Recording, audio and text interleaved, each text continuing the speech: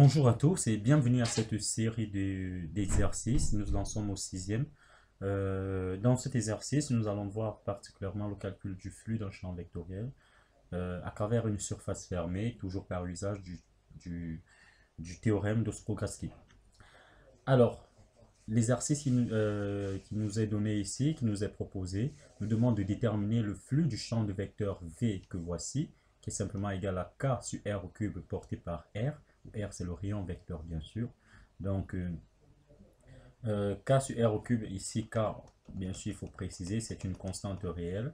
Maintenant, on veut calculer le flux de ce champ vectoriel à travers une surface fermée contenant l'origine.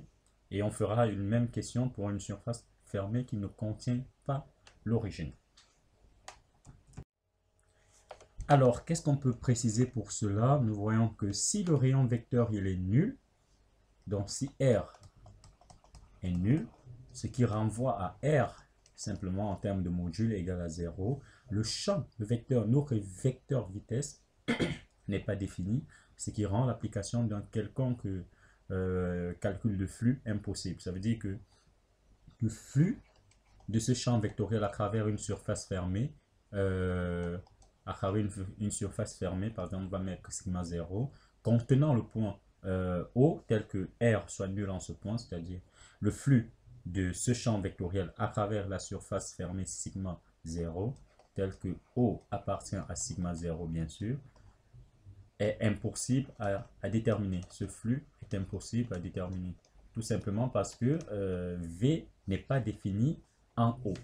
Et la surface fermée renferme le point O. Donc ceci est impossible à déterminer. Car V n'est pas défini en O tout simplement. N'est pas défini en O qui appartient à sigma 0.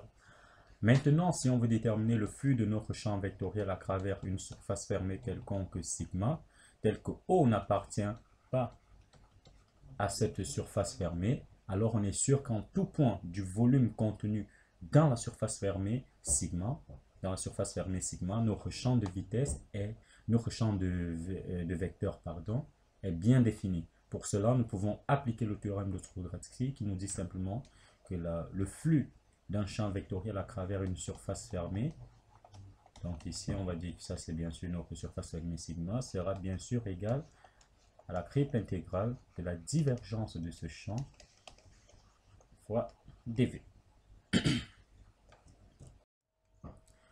Maintenant, nous savons que notre champ, c'est bien sûr V égale à K sur R cube porté par R.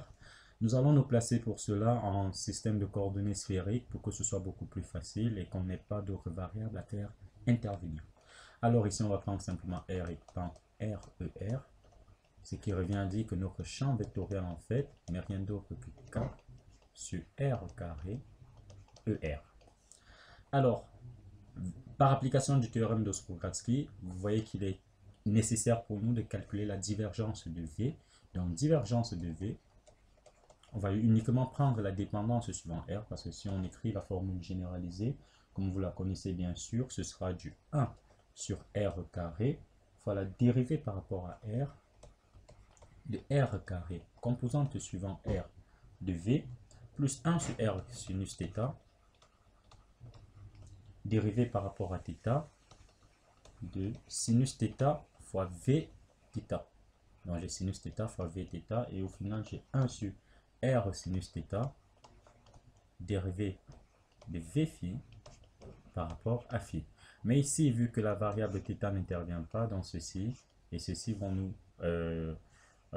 donner 0, du coup on va rester avec 1 sur R carré dérivé par rapport à R de R carré VR. Et VR ici, bien sûr, c'est K sur R carré, car c'est la composante suivant ER de V.